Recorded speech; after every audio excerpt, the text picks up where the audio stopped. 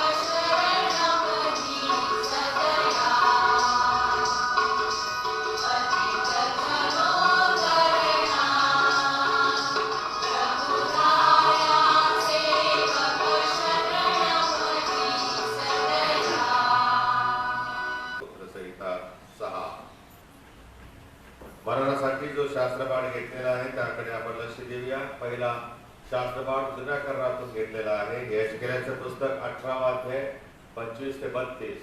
यहेजकेल 18 25 ते 32. आणि दुसरा शास्त्रपाठ नवीन करारातून घेण्यात आलेला आहे. प्रचितांची कृत्य 26 अध्याय 12 ते 20.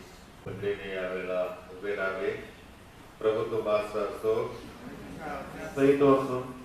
शुभवर्तमान संत लूक यांनी लिहिलेल्या शुभवर्तमानातील 15व्या अध्यायात शुभवर्तमान लिहिले आहे. त्याच्या पहिल्या वचनापासून शुभवर्तमानास प्रारंभ होतो. सर्व जकातदार आणि पापी लोक त्याच्या ऐकाव्यास त्याच्या जवळ येत होते.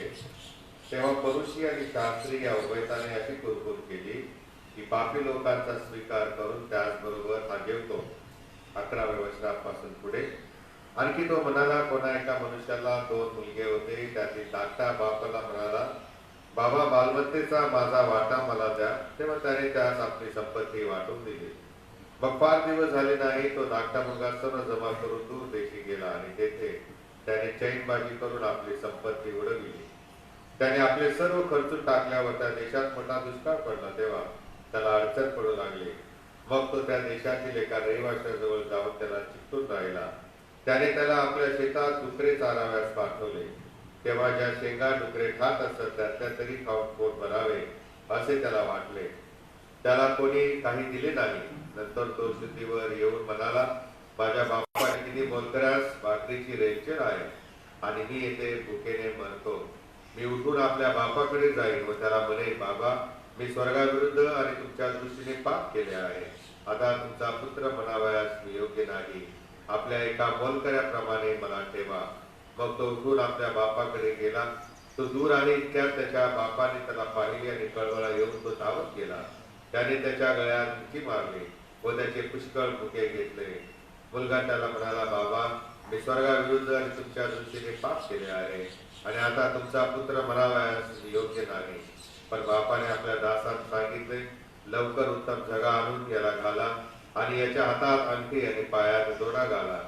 पोचलेले पशु आणून कापा. आपण खाऊ आणि उत्साह करू, कारण हा माझा मुलगा मेला होता, तो पुन्हा जिवंत झाला आहे.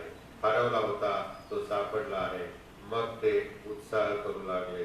हे ख्रिस्ताचे शुभ वर्तमान आहे.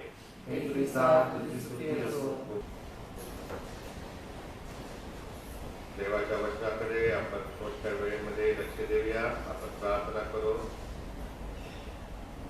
स्वर्गीय प्रभू, आम्ही तुझी स्तुती करीतो. तुझ्या वचनाचं मन चिंतन करत असताना तू आम्हाला प्रभू सर्व जैविक चिंता, दुष्ट विचार यापासून दूर ठेव आणि प्रभू तुझं वचन आम्ही ग्रहण करून त्याप्रमाणे आचरण ठेवावे यासाठी आम्हा सर्वांना तू मार्गदर्शन कर. तारणाराचा महान प्रभू येशूच्या द्वारे. आजचा जो विषय आहे तो आपल्या लेन समयाला अनुसरून आहे. येणाऱ्या बुधवारपासून लेन समय चालू होत आहे. येणाऱ्या बुधवारी राखेचा बुधवार आहे, वेडनेसडे आहे आणि त्या निमित्ताने त्या पूर्वीचा जो रविवार आहे तो आमच्या जीवात्म्याची आपण या उपास समयासाठी तयारी करावी या उद्देशाने घेतलेला आहे. आणि म्हणून पश्चाताप करणाऱ्याला परमेश्वर क्षमा करतो हा आजचा विषय आहे. आणि मननासाठी जो शास्त्रपाठ मी घेतलेला आहे या वाचलेल्या पैकी तो आहे जुन्या करारातून यहेजकेलाचं पुस्तक 18वा अध्याय 25 ते 32. कारण उजळ्या पत्रावर आपण बऱ्याच वेळा ऐकत असतो, ऐकणार आहोत. आणि म्हणून यहेजकेलाच्या 18व्या अध्यायातील त्या शास्त्र भागाकडे आपण आज विशेष लक्ष देणार आहोत. यहेजकेलाचा 18वा अध्याय, त्यामधून जो शास्त्रपाठ आपण ऐकला त्याचा जो शेवट आहे, म्हणजे 18व्या अध्यायाचा जो शेवट आहे तो एका विशिष्ट अशा वाक्याने झालेला आहे. आणि ते वाक्य असं आहे, प्रभू परमेश्वर म्हणतो, मागे फिरा आणि जिवंत राहा. मागे फिरा आणि जिवंत राहा. या देवाच्या शब्दांनी, परमेश्वराच्या या शब्दांनी हा यहेजकेलाचा 18वा अध्याय समाप्त होतो. आणि प्रियानो, मला तुम्हाला सांगू द्या की देवाच्या या प्रेमळ आमंत्रणाचा कोणाला नकार करता येईल. आणि तोही विशेष करून जिवंत राहण्यासाठी हे आमंत्रण आहे. आणि मग प्रत्येकाला जिवंत राहायचं असतं.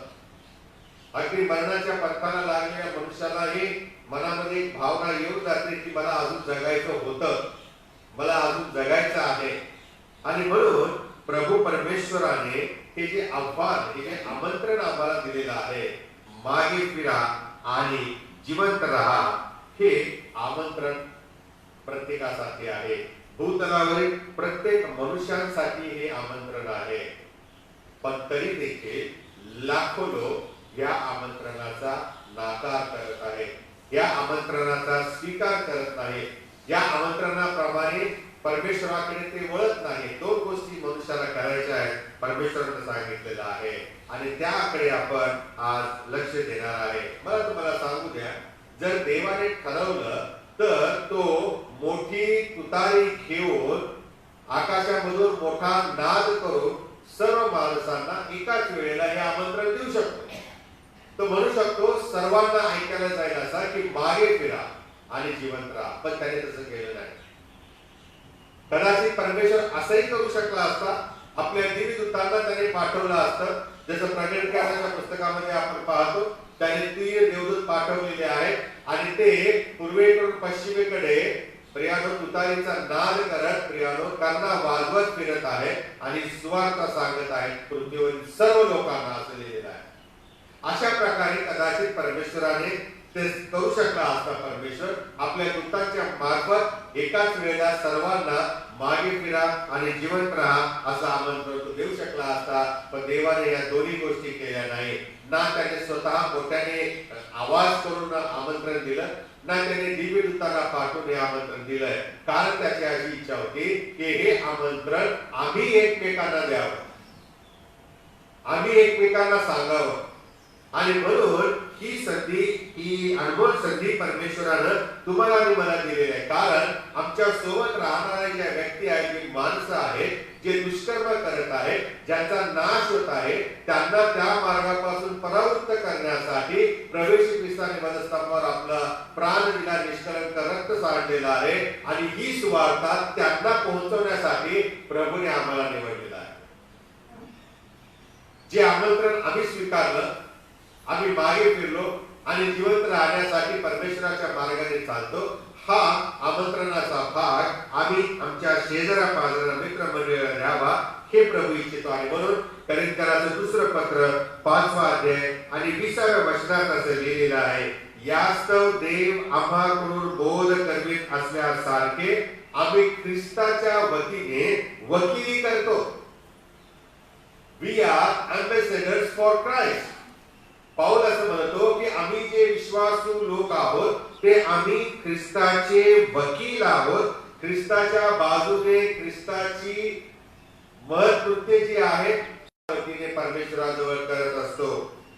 देवाबरोबर आम्ही समेट केलेले असे व्हावे अशी आम्ही ख्रिस्ताच्या वतीने विनंती करीतो. देवाच्या दृष्टीने आम्ही समेट करावा, आम्ही समेट लोकांच्या पर्यंत पोहोचवावा, त्याकरता प्रभूने आमची निवड केलेली आहे. आणि ही गोष्ट आम्ही करत नाही. आम्ही आमच्या संसारामध्ये एवढे मग्न झालेलो आहोत की आमचं मुख आम्ही उघडत नाही. परमेश्वराने आम्हाला जे आमंत्रण दिलेलं आहे, ज्याचा आम्ही स्वीकार केलेला आहे, ते आमंत्रण आम्ही इतरांपर्यंत पोहोचवत नाही. एखाद्या पार्टीला जायचं असेल तर लगेच आपण एकमेकांना फोन करतो आणि सांगतो, अरे मला बोलवले, येतोस का, येतेस का, आनंदाचा प्रसंग आहे. आणि मग समोरची व्यक्ती म्हणजे मला नाही बोलवलं. कधी कधी असं होतं. आम्ही सर्वांना हे आमंत्रण पोहोचवावं ही परमेश्वराची इच्छा आहे, परंतु आम्ही कसं पोहोचवायचं? इतरच्या पर्यंत आम्ही हे देवाचं आमंत्रण जे आलेलं आहे, मागे फिरा आणि जिवंत राहा, हे आमंत्रण आम्ही इतरांना कसं पोहोचवणार आहे? त्यासाठी 2 गोष्टी यशच्या संदेशाने आपल्या या वचनात सांगितलेल्या आहेत. परमेश्वर त्याच्याद्वारे बोललेला आहे आम्हाला. तो असं म्हणतो, पहिली गोष्ट आहे तुम्ही स्वतः मागे फिरायचं आहे आणि दुसरी गोष्ट आहे तुम्ही असं जीवन जगायचं आहे की जे तुम्हाला क्षमा पावलेलं जीवन आहे. क्षमा मिळालेलं जीवन आम्हाला जगायचं आहे. आणि जेव्हा आम्ही या 2 गोष्टी करू त्यावेळेला आम्ही हे आमंत्रण इतरांपर्यंत पोहोचवू शकतो. आणि म्हणून पहिल्या मुद्द्याकडे मी वळत आहे, ज्यामध्ये म्हणतो देव असं म्हणतो मागे फिरा.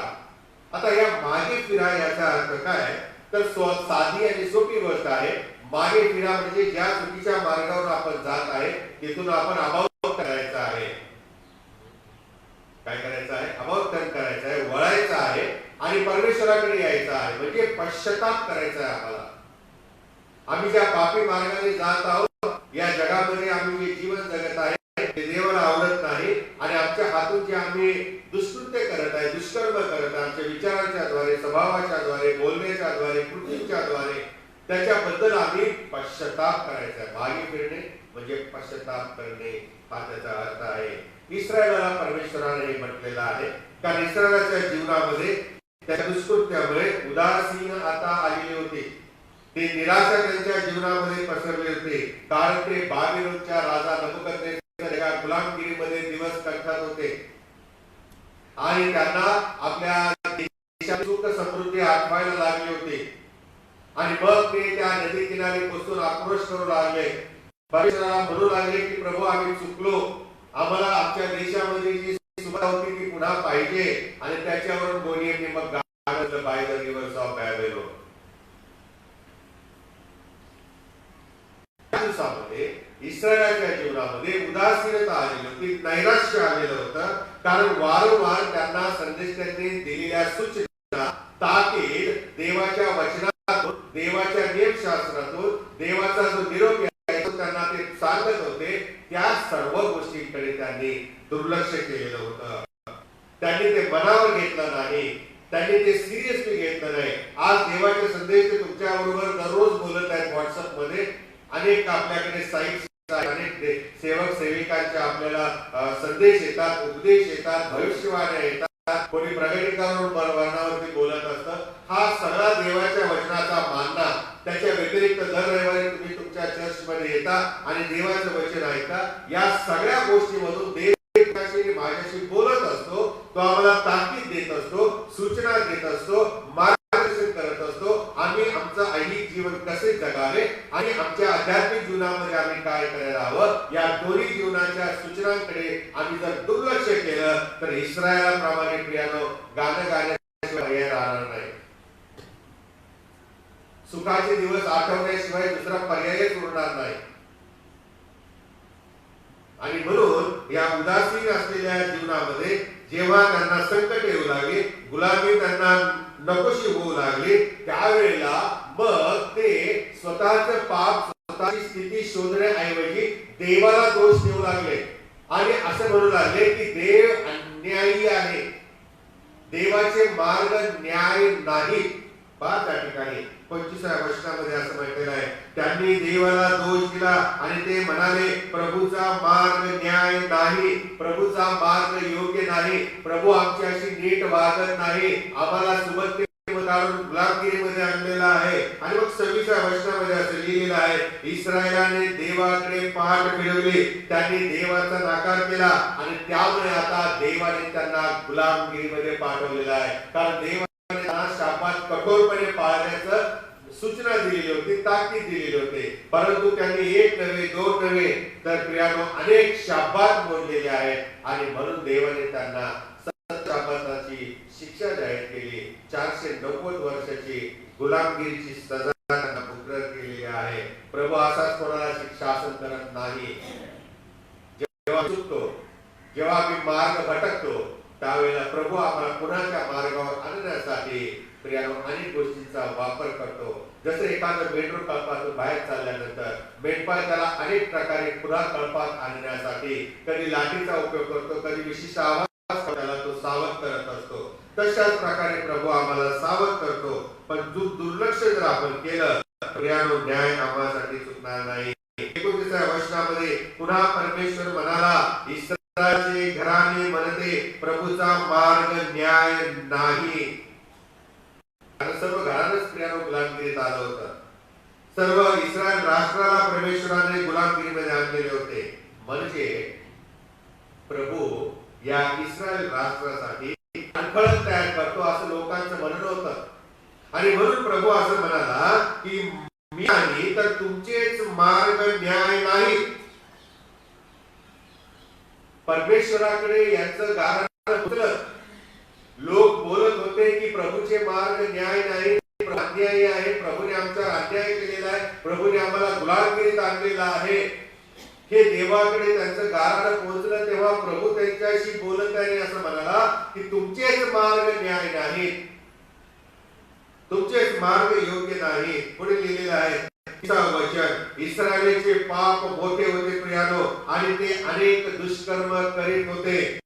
आणि म्हणून प्रभू त्यांना म्हणतो, हे इस्रायल घराणा, यास्तव मी तुम्हा प्रत्येकाचा ज्याच्या त्याच्या मार्गाप्रमाणे न्याय करीन.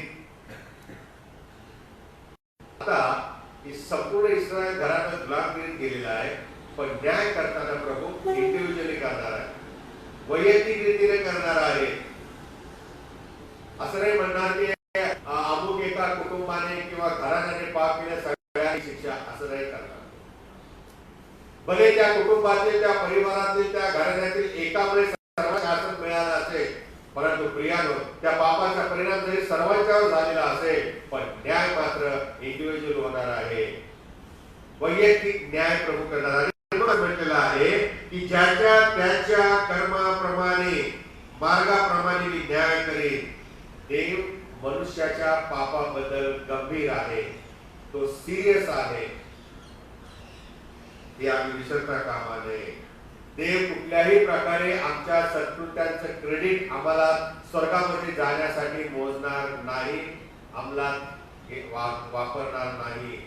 आणि म्हणून असं म्हटलेलं आहे की प्रत्येक व्यक्ती स्वतःच्या पापाबद्दल, प्रत्येक व्यक्ती स्वतःच्या दुष्टबद्दल देवाला जबाबदार आहे. या वचनामध्ये एक महत्वाचा भाग आहे, तो म्हणजे प्रभू परमेश्वर म्हणतो. हे कुठल्या माणसाने म्हटलेले नाही, हे परमेश्वराच्या मुखातले शब्द आहेत. आणि तो परमेश्वर असं म्हणतो की मी ज्याच्या त्याच्या मार्गाप्रमाणे त्यांचा न्याय करेन. प्रभू आपलं वचन बदलणारा परमेश्वर नाही. आणि मग शेवटी तो असं म्हणतो वचनामध्ये, सर्व समर्थ देवाची इच्छा हीच आहे की इस्रायलाने पश्चाताप करावा. प्रत्येक घराण्याने, प्रत्येक व्यक्ती पश्चाताप करावा. तो असं म्हणतो, त्यांनी मरावे ही माझी इच्छा नव्हती. मनुष्याच्या मरणाने परमेश्वराला आनंद होत नाही, तर दुःख होतं. जसं आम्ही उत्तर क्रियेच्या वेळेला आमच्या डोळ्यामध्ये अश्रू उभे राहतात, तशाच प्रकारे वर स्वर्गात देखील प्रियानो परमेश्वराच्या डोळ्यामध्ये अश्रू उभे राहत असते. कारण मनुष्य मरण्यासाठी त्याने केलाच नव्हता. आणि म्हणून त्या मनुष्याला त्याने आज्ञा केली की मी प्रतिबंधित केलेल्या झाडाचं फळ जर तू खाशील तर मरशील, नाही तर तू मरणार नाही. लॉजिकल स्टेटमेंट जर आपण विचार केला तर तू खाल्लंस तर मरशील, नाही खाल्लंस तर जिवंत राहशील. कारण मी तुला मरण्यासाठी निर्माणच नाही. आणि म्हणून प्रभू असं म्हणतो की तुम्ही आता आज्ञेचा भंग केलेला आहे आणि तुमच्यामध्ये पाप केला आहे, पापामुळे मृत्यू आलेला आहे. म्हणून मागे फिरा, पश्चाताप करा आणि जीवन. Choice class. आता निवड आम्हाला करायची आहे. परमेश्वराने आणखी काय करायला पाहिजे? चुकीच्या ठिकाणी आम्ही जाऊन पाप करण्यासाठी, सवकलेल्या नजराने वासनाने जर आम्ही ते पाप करण्यासाठी प्रवृत्त होत असो, तर काय परमेश्वराने धावत घेऊन देवदूताला पापाचा हात ओढून आम्हाला मागे यायला पाहिजे का? असं होत नाही ना प्रिय. आणि म्हणून त्याने आमंत्रण दिलेलं आहे, प्रत्येकाच्या कानावरती आमंत्रण पडलेलं आहे, पश्चाताप करा. कारण प्रियानो जे जिवंत राहू इच्छितात त्यांना देवाचं हे आमंत्रण डायरेक्ट आहे, स्पष्ट आहे. जर तुम्हाला जिवंत राहायचं असेल तर मागे फिरा, पश्चाताप करा. मरणाच्या तीव्र वेदनांपासून जगायचं असेल, वाचायचं असेल तर प्रियाने परमेश्वराकडे फिरणे, पश्चाताप करणं गरजेचं आहे. रोजच्या जीवनामध्ये तुम्हाला वाटत असेल काय रोज रोज पश्चाताप करायचा आहे, पण रोज रोज खायला आवडतं, रोज रोज वेगवेगळे पदार्थ खायला आवडतात, करायला आवडतात. घरामध्ये टेबल दर 5-6 महिन्यांनी बदलावीशी वाटते. मग हे जर आम्हाला कळतं की रुटीन नको, मग आमच्या जीवनामध्ये जेव्हा आम्ही पाप करतो, मग ही पापे आमच्या जीवनातून का नाही काढून टाकत? त्याचा आम्हाला का कंटाळा येत नाही? ते आम्हाला गोड का वाटतात? ते आम्हाला हवेविषयी का वाटतात? त्याचं उत्तर पिरामिड आहे. जेव्हा हवेने त्या फळ पाहिलं त्यावेळेला ते दिसण्यात मनोहर होतं, खाण्यात इष्ट असं तिला पाहायला मिळालं आणि शहाणपणासाठी योग्य असं तिला ते समजलं. माहित नाही खायच्या आधी कसं समजलं तिला, काही चव त्या फळाची घेते, आपल्याला काहीच सत्य परिस्थिती माहित नाही. पण या 3 गोष्टीचं ज्ञान तिला झालं आणि प्रियानो तिने आज्ञाभंग केला आणि मनुष्य जातीमध्ये पापाचा शिरकाव झाला. लुकाचं शुभवर्तमान 16वा अध्याय त्यामध्ये 19 ते 31 या वचनामध्ये एक उदाहरण प्रभू येशू ख्रिस्ताने दिलेलं आहे. श्रीमंत मनुष्याने भिकारी लाजार असं त्या शीर्षक आहे त्या शास्त्र पाठाचं. श्रीमंताला सार्वकालिक जीवनाचं काहीही पडलेलं नव्हतं. मेल्यानंतर काय मिळेल काय नाही मिळणार त्याच्याबाबत तो चिंताग्रस्त नव्हताच, कारण ती दिसतच नाही. आणि म्हणून हा श्रीमंत मनुष्य दिसणाऱ्या गोष्टींच्या मागे लागला आणि या जगातल्या सगळ्या गोष्टी त्याला इतक्या आकर्षक वाटल्या, इतक्या लोभी वाटल्या, लोभमय वाटल्या की त्यामुळे तो स्वर्गात मिळणाऱ्या गोष्टींकडे दुर्लक्ष करू लागला. त्याला दिसल्याच नाही. मित्र म्हणजे त्या स्वर्गीय गोष्टींसाठी तो आंधळा झाला. त्याला स्वर्ग आणि स्वर्गातील गोष्ट प्रभू त्याला दिसेना झालेला आहे. परमेश्वराने त्याच्याकडे फिरल्याद्वारे मिळणारी फुकटची पापक्षमा होती ती देखील त्याला दिसेनाशी झाली. त्याचा स्वीकार त्याने केला नाही. पापापासून कोणीही सुटू शकत नाही. मग तो राजा असो, रंक असो, गरीब असो किंवा श्रीमंत असो, प्रत्येकाला पाप हे होतं प्यार. आम्ही सर्वांनी पाप केले आहे आणि देवाच्या गौरवाला अंतर लावत असं देवाचं वचन सांगतं. म्हणून आम्ही पापाबद्दल देवाला काही कारण देऊ शकत नाही. गेल्या रविवारी आपण पाहिलेलं आहे आमंत्रण आल्यानंतर कसं येशूच्या आमंत्रणाचा नाकार केला. आणि म्हणून यशायाचा ग्रंथ याचा 64वा अध्याय 6 वचनामध्ये देवाचं वचन आमच्या धार्मिकतेबद्दल आणि पापामुळे आमची झालेली अवस्था वर्णन करतं. असं म्हटलेलं आहे, आम्ही सगळे अशुद्ध मनुष्यासारखे झालो आहोत. आमच्या ध्यानी मनी पाप आणि पापी विचार आणि वासना आणि स्वभाव आहे आणि त्यामुळे आम्ही अशुद्ध झालेलो आहोत. आमची सर्व धर्मकृत्य घाणेरड्या वस्त्रासारखी झाली आहेत. आम्ही त्यामुळे शरीरामध्ये आमच्या मनामध्ये पाप आहे, परंतु शरीराच्या द्वारे कृतीच्या द्वारे आम्ही देवाला आणि इतरांना धार्मिक आहोत, चांगली सत्कृत्य करत आहोत, या दर्शन देत आहोत. आणि ही जी सत्कृत्य आहे ही फाटक्या चिन्हेसारखी घाणेरड्या वस्त्रासारखी झालेली आहे. देवाचं वचन असं म्हणतं, आम्ही सर्व सुटलेल्या पाल्याप्रमाणे पानांच्या प्रमाणे वाळून गेलो आहोत. आमच्या अधर्माने आम्हाला वादळाप्रमाणे उडवून लावले आहे. ही आमची धार्मिकता आहे. आणि म्हणून येशू या भूतलावर असताना म्हणाला की तुम्ही तर चुना लावलेल्या कबरांसारखे आहात. बाहेरून खूप स्वच्छ दिसतात, छान दिसतात, पण आतमध्ये दुर्गंधी आहे. आमची धार्मिकता, आमचं जीवन हे असं आहे प्रियानो. आणि म्हणून ज्या सत्कृत्यांचं आम्ही क्रेडिट घेतो, मी हे नाही करत, मी ते नाही करत, त्याच्यासारखा मी वागत नाही. त्या शास्त्रामध्ये एक उदाहरण आहे, परुषी आणि तो जकातदार. त्याच्यासारखं आम्ही एकमेकांची स्वतःची दुसऱ्याबरोबर तुलना करतो, त्याच्यावर तर मी पाप करत.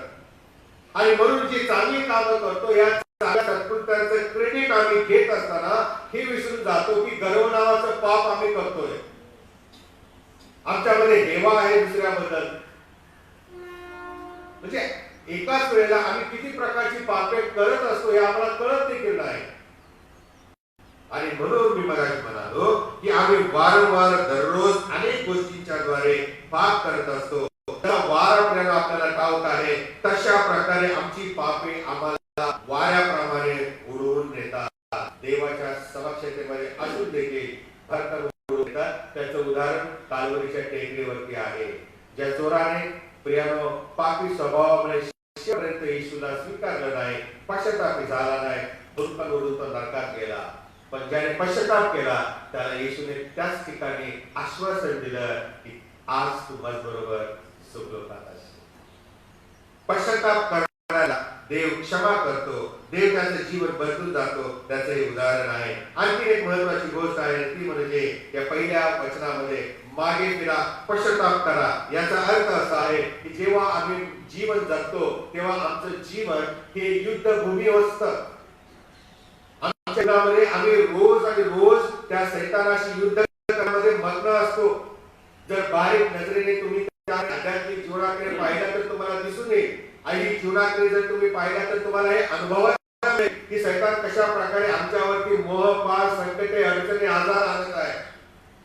आणि आमचं जीवन हे सैतानासाठी युद्ध संग्राम भूमी आहे. एक विश्वासू म्हणून आपणास देवाच्या दृष्टीने काय योग्य आहे हे माहित आहे. चांगला आणि वाईट याचा फरक आम्हाला कळतो. आपलं रोजचं जीवन प्रियानो हे आव्हानात्मक असतं. आपलं रोजचं जीवन हे चॅलेंजिंग असतं प्रियानो. आम्ही रोज त्या सैतानाशी दोन हात करायला तयार असलं पाहिजे. आम्ही रोज विजयी ख्रिस्ती जीवन जगावं ही प्रभूची इच्छा आहे. हे वाटतं तेवढं सोपं नाहीये बरं का. हे वाटतं तेवढं सोपं नाही. सगळे दरवाजे खिडक्या बंद करून घरात जरी बसलो आपण की मी बाहेर गेलो तर पाप होतं, मी घरात सुरक्षित आहे, घरातही तुमच्या मनात येणारे विचार वाईट असू शकतात. मोबाईल मध्ये येणारा मेसेज कदाचित तुम्हाला देवाच्या विश्वासापासून आणि वचनापासून येणारा होऊ शकतो प्रियानो. पाप आमचं पाप सोडणार नाही. आणि म्हणून प्रियानो बोलत असताना हे ऐकत असताना हे सोपं वाटतं आपल्याला, परंतु आचरणामध्ये आणत असताना आमचं युद्ध सैतानाशी आहे या विसरता कामा नये. पण तरी देखील प्रभूचं वचन आम्हाला आश्वासन देतं, धीर देतं आणि ते असं म्हणतं की जो जगामध्ये आहे त्याच्यापेक्षा जो तुम्हामध्ये आहे तो सर्वशक्तिमान आहे. जो जगात आहे सैतान त्याच्यापेक्षा जो अंतःकरणामध्ये आहे तो सर्वसमर्थ आहे, तो शक्तिशाली आहे. आणि म्हणून जगाच्या आकर्षणापुढे प्रियानो आमची धार्मिकता आम्हाला कवडीमोल वाटायला लागते. काय करायचं, काय करायचं, चर्चला कशाला जायचं, कशाला बायबल वाचायला पाहिजे, काय देवाने माझ्यासाठी केलं आहे ना. अनेक लोक प्रभूवचन घेत नाहीत, मला आश्चर्य वाटतं. अनेक लोक प्रियानो देवाचं वचन वाचत नाहीत, अनेक लोक प्रार्थना करत नाहीत, देवावरती रुसतात. या इस्रायलाप्रमाणे आम्ही आणखी पापे करत चाललेलो आहे. कारण देवाच्या विरोधात जाणे किंवा देव नाही म्हणणे हे देखील एक पाप आहे प्रियानो. आणि म्हणून स्तोत्र म्हणतो, मूढ असा म्हणतो की देव नाही. कठीण हृदयाचा मनुष्य म्हणतो की देवाचे मार्ग न्याय नाही. वारंवार पापी देह आम्हाला देवापासून दूर नेत आहे. म्हणून रोमकरास पत्र 7 अध्याय 18 आणि 19 वचनामध्ये देवाचं वचन असं म्हणतं, मला ठाऊक आहे की माझ्या काही म्हणजे माझ्या देह स्वभावात काही चांगले बसत नाही. इच्छा करणे हे मला होते पण साधू कर्म करणे मला होत नाही. पाऊलाला देखील आमच्यासारखाच युद्ध होतं. दररोज त्याला पण त्या सैतानाशी फाईट करायचं होतं. तो नेहमी देवाचं वचन सांगताना चांगलं करायचा विचार करायचा, सकाळी उठणार आज मी काय पाप करणार नाही, पण त्याच्या हातून साधू कर्म काय होत. आता ते काय त्याने लिहिलं नाहीये. कारण चंद्र नेहमी आपली चांगलीच बाजू जगाला दाखवतो आणि अंधारी बाजू स्वतःच्या मागेच ठेवतो. असे तशाच प्रकारे प्रियानो या ठिकाणी संत पावलाने चांगली बाजू जगासमोर मांडलेली आहे. पण तो हे सांगतो की मी साधू कर्म करू इच्छितो पण ते माझ्याकडून होत नाही. मी इच्छा खूप करतो, माझ्याकडून घडते दुसरे. जे चांगले करावे असे मला वाटते ते मी करत नाही, तर जे करावेसे वाटत नाही असे जे वाईट ते करतो. रोज आणि रोज आम्ही युद्धामध्ये सामील आहोत, युद्धामध्ये सामील आहोत. टीव्हीवर तुम्ही पाहत असाल प्रियानो, युक्रेनमध्ये जे चाललेले रोज आणि रोज युद्धाची क्षमता वाढतच चाललेली आहे.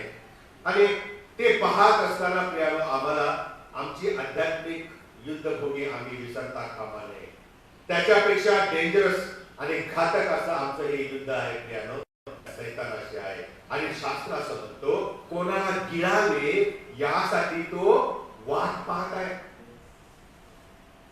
सैतान कोणाला गिळावे, विश्वासणाऱ्याला, कुठल्या विश्वासाला आणि विश्वासणाऱ्याला गिळावे याची तो प्रतीक्षा करत आहे, तो शोधत फिरत आहे. आणि म्हणून प्रभू म्हणतो मागे फिरा आणि जिवंत राहा. जर मागे फिरणार नाही, तुमच्या रोजच्या दैनंदिन पापी जीवनात तशीच जगत राहिला,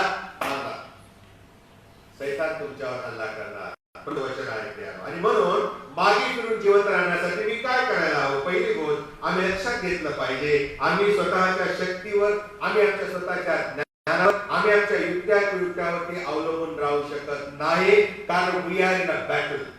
आम्ही युद्धामध्ये आहोत आणि वी आर फायटिंग विथ सैतान, the most powerful next to God. नंतर जो पॉवरफुल असेल तो सैतान आहे आणि त्याच्याशी आम्हाला लढायचं प्रिया. न दिसणाऱ्या शक्तीशी, दिसणारा असं त्याचा हात पकडला असता, कॉलर पकडले असते, प्रतिकार केला असता, पण तो दिसतच नाही ना. आणि मग त्याच्याशी आम्ही कसं लढणार? आध्यात्मिक युद्ध, आध्यात्मिक देवाचं वचन जर आमच्याकडे असेल तरच प्रियानो, कारण असं म्हटलेलं आहे आम्ही पापी स्वभावामुळे स्वतःला बसलेलो आहे, नरक हे आमचं प्रतिफळ आहे आणि म्हणून एकमेव आशा आहे ती म्हणजे आपला प्रभू येशू ख्रिस्त, आपला कृपाळू प्रभू. आणि म्हणून करता 25 आणि 7व्या वचनामध्ये असं म्हणतो, हे परमेश्वरा तू आपला कळवळ आणि आपले वात्सल्य आठव, ती पुरातन काळापासून आहेत. हे परमेश्वरा माझी तारुण्यातली पापे आणि माझे अपराध आठवू नकोस, तू आपल्या वात्सल्यानुसार माझे स्मरण कर.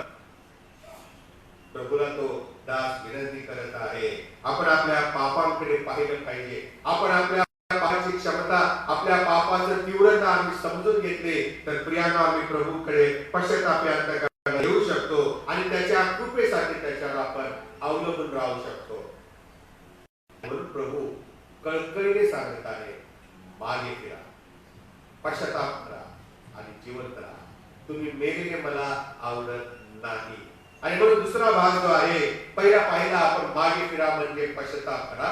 दुसरा भाग आहे त्या वचनात, शेवटच्या वचनाचा, तो म्हणजे तुम्ही आणि मी क्षमा पावलेले असे जीवन जगले पाहिजे, क्षमा मिळवलेले असे विश्वास केले पाहिजे.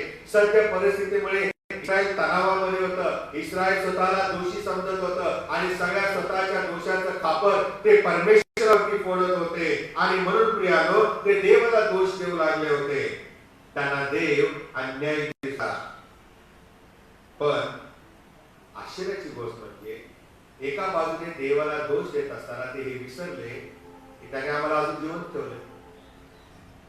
ही केवढी मोठी कृपा होती. मनुष्य कृपा पाहत नाही, मनुष्य पाहत नाही, पण मनुष्य देवाला दोष देण्याचा प्रयत्न करतो. माझ्या जीवनात वाईट काय झालेलं आहे हे पाहून तो इतरांना दोष देतो. हा मानवी स्वभाव आहे, त्यामध्ये तो देवालाही सोडत नाही. आणि हीच गोष्ट या वचनामध्ये आहे. म्हणून वचन 32 मध्ये प्रभू परमेश्वर असं म्हणतो, मरणाऱ्याच्या मृत्यूने मला संतोष होत नाही. आणि विशेष करून पापामुळे मनुष्य अनंतकालीन मरणामध्ये जाणार आहे, मनुष्य अनंतकालीन नरकामध्ये जाणार आहे हे प्रभूला दिसत आहे आणि म्हणून तो आक्रोश करतो, रडत आहे, अश्रू ढाळत आहे.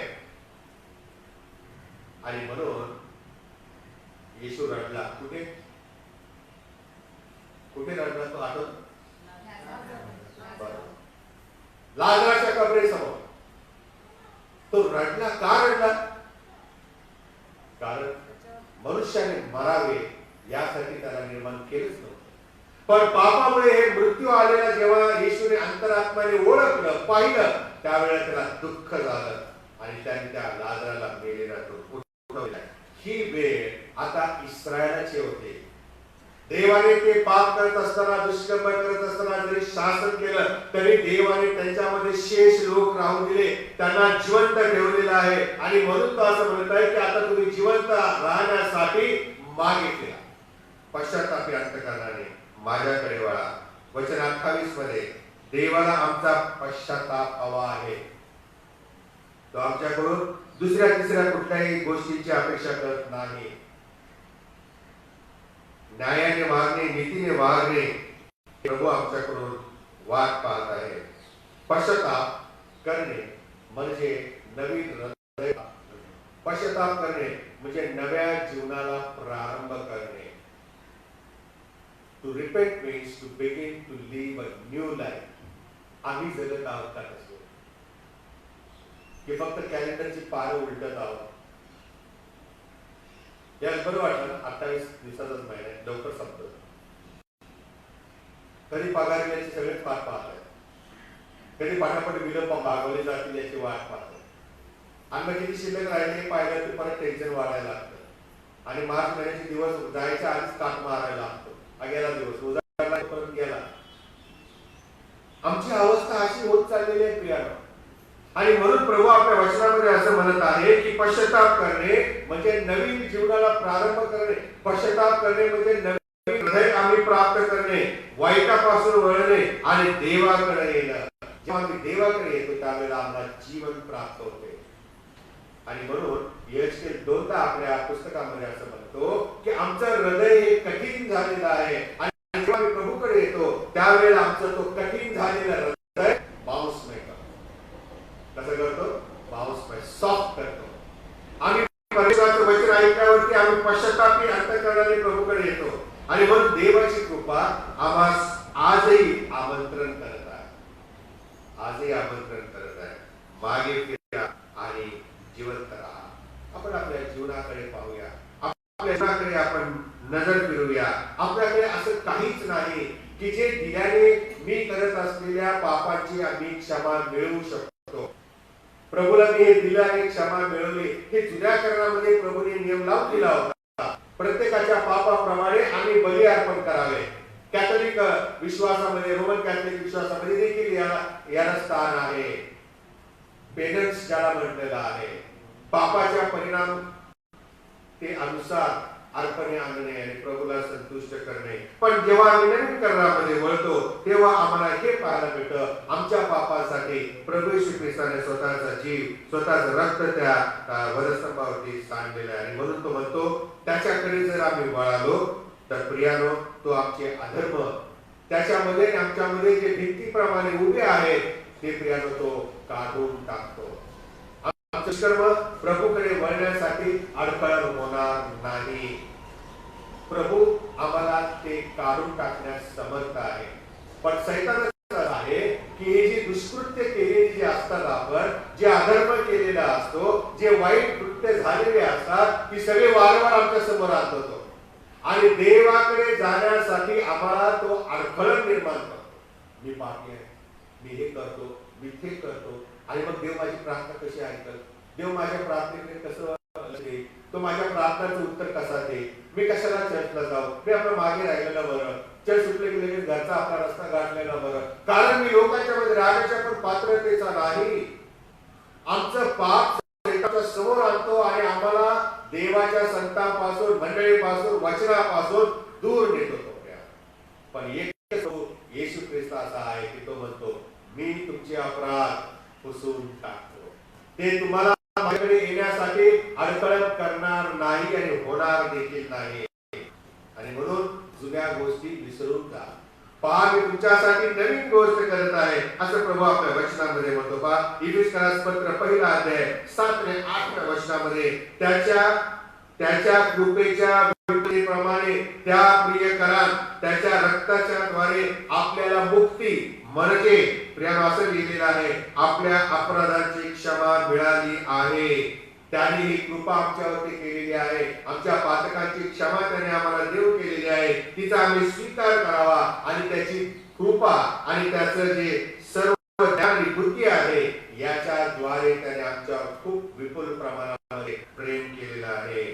त्याने स्वतःचं निष्कलंक रक्त, स्वतःचा निर्दोषाचं शरीर प्रियानो त्या वधस्तंभावरती अर्पण केलेलं आहे. आणि म्हणून येशूचं जीवन, येशूचा मृत्यू, येशूचं पुनरुत्थान हे सर्व प्रियानो आम्हाला नवीन जीवन देण्यासाठी शक्तिमान आहे.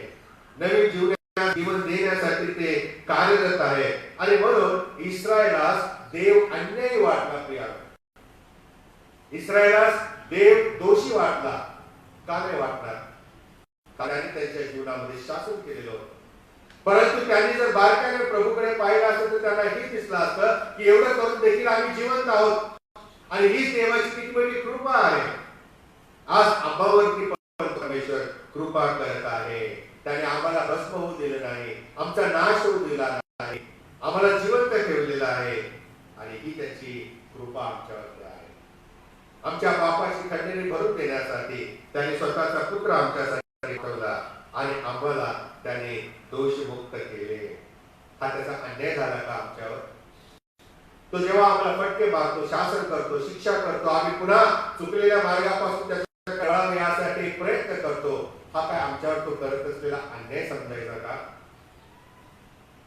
आणि म्हणून तुम्ही आणि मी जे विश्वास आहोत ते आम्ही आनंदाने गजर करायला पाहिजे. आणि म्हणून तो इस्रायलाला म्हणतो हे सियोनकडे आनंदाने गजर कर कारण तुझा राजा तुझ्याकडे येत आहे, तुझा तारणहार परमेश्वराने येत आहे. तुला शासन देणारा आता तुझा तारणारा झालेला आहे. तुला शासन देणारा तो आता तुझा मुक्तीदाता परमेश्वर झालेला आहे. म्हणून आनंदाने गजर कर, कारण त्याने आम्ही पापी असता आमच्यावर दया केली, आम्हाला तारण दिल्याने, मुक्ती दिल्याने. म्हणून विलाप गीताचा 3रा अध्याय 22 आणि 23 वचनामध्ये आम्ही ऐकतो, आम्ही भस्म झालो नाही ही परमेश्वराची दया होय. आमचा नाश झाला नाही ही परमेश्वराने आमच्यावर केलेली कृपा आहे. कारण त्याच्या या कृपेस, त्याच्या या करुणेस खंड पडत नाही. प्रभू आमच्या सोबत आहे आणि देवाची कृपा रोज सकाळी नवी होते. They are new every morning. नवी होते दररोज. आणि तुझी सत्यता थोर आहे. आणि म्हणून प्रियानो, देवाच्या कृपेचं वरदान म्हणजे काय असेल? क्षमा. क्षमा. परमेश्वराने एक विश्वासणारा म्हणून आपण समजतो, आम्हाला माहिती आहे की चांगलं काय आणि वाईट काय. एक विश्वासणारा म्हणून आम्हाला वाईटाचा त्याग करून चांगले ते करण्याचा निश्चय करण्याची मुभा परमेश्वराने दिलेली आहे. आणि देव त्याचं सामर्थ्य आमच्या काही प्रगट करायला तयार आहे, उत्सुक आहे. आणि म्हणून पिताला पत्र 2रा अध्याय 11 वचनामध्ये तो देवाचा दास असं म्हणतो, आपण सर्व मनुष्यास तारण देणारी अशी देवाची कृपा प्रगट झाली आहे. ती आपल्याला असे शिकवते, धन्य आशा प्राप्तीची म्हणजे देवाचे आणि आपला तारण येशू ख्रिस्ताचे गौरव प्रगट होण्याची वाट पाहत आपण काय पाहिजे? अधर्माला, अनेक वासनाला नाकारलं पाहिजे. जे वाईट आहे, जी वासना आहे ना, दारू प्यावीशी वाटते, सिगरेट प्यावीशी वाटते आणि अनेक वाईट कराव्याशा वाटतात, त्या आम्ही नाकारल्या पाहिजे. आणि या सांप्रतच्या युगात आम्ही काय करायला हवे? मर्यादेने. मर्यादेने आम्ही स्वतःला मर्यादा घालून घेतली पाहिजे. जर सैतान आम्हाला मर्यादेच्या बाहेर नेत असेल तर आम्ही स्वतःला त्यामध्ये आतच ठेवलं पाहिजे. नाही, मी निश्चय केलेला आहे, मी देवाचं मुलं आहे, देवाने माझ्या पातकांची क्षमा केली, देवाने माझ्यासाठी स्वतःच्या पुत्राला वधस्तंभावर मरण्यास पाठवलं, ज्याने आपलं पवित्र निष्कलंक निर्दोष रक्त सांडलेलं आहे. आणि म्हणून मी नाही जाणार. मर्यादेने आणि नीतीने व धार्मिक वृत्तीने वागावे. नीतीने आणि धार्मिक वृत्तीने वागावे म्हणजे आम्ही जिवंत राहणार. आणि म्हणून प्रियानो, आम्ही मरू नये, अंतकालीन जगावे ही प्रभूची इच्छा आहे. क्षणभंगूर सुखासाठी पाप खूप छान आहे. ते करत असताना, त्याचा आस्वाद घेत असताना बरं वाटतं, मजा येते, पण त्याचा परिणाम हा आपल्याला घातक आहे. मला देवापासून, त्याच्या लोकांपासून दूर येतो आणि नाशास कारणीभूत करतो. आणि म्हणून त्या अनंतकालीन नरकात जाण्याचा जो मार्ग आहे तो आम्ही विपरीत मार्ग सोडून देवाकडे वळावे म्हणजे आम्ही जिवंत राहू. आणि प्रभू अशा प्रकारे पश्चातापी अंतःकरणाने त्याच्याकडे वळण्यासाठी आम्हाला सहाय्य करो. आपण प्रार्थना करूया. देवापा, तुझी स्तुती करीतो, तुझ्या नावाला धन्यवाद देतो. पुन्हा एकदा प्रभू, तू आपल्या वचनातून आम्हाशी बोललेला आहेस.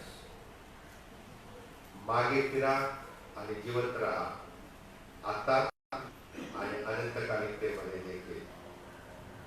हा दुर्गुणित आशीर्वाद प्रभू, फक्त एकदाच पश्चातापी अंतःकरणाने जेव्हा मी तुझ्याकडे वळतो त्यावेळेला तू आम्हाला तो देतोस. आणि मग प्रभू, त्यामध्ये जीवन जगण्यासाठी आम्ही रोज आणि रोज तुझ्या वचनाचं मनचिंतन करावं. तुझ्या वचनामध्ये आताच आम्ही वाचल्याप्रमाणे अधर्माला नाकारून, वासनेला नाकारून, धार्मिकतेने, नीतीने, न्यायाने वागावे असे मर्यादेमध्ये राहून आम्ही प्रभू जीवन जगावं म्हणून आम्हाला कृपा करा. येशूच्या नावाने आमेन. आपण आशीर्वाद घेऊ. सर्वबुद्धी सामर्थ्याच्या पलीकडे असलेली देवाने दिलेली शांती तुमच्या अंतःकरणाप्रमाणे देवाच्या हिताचा पुत्र येशू ख्रिस्त आपला कृपेच्या ज्ञानात प्रीतीत राखो. आणि सर्वसमर्थ देव, पिता, पुत्र आणि पवित्र आत्म्याचा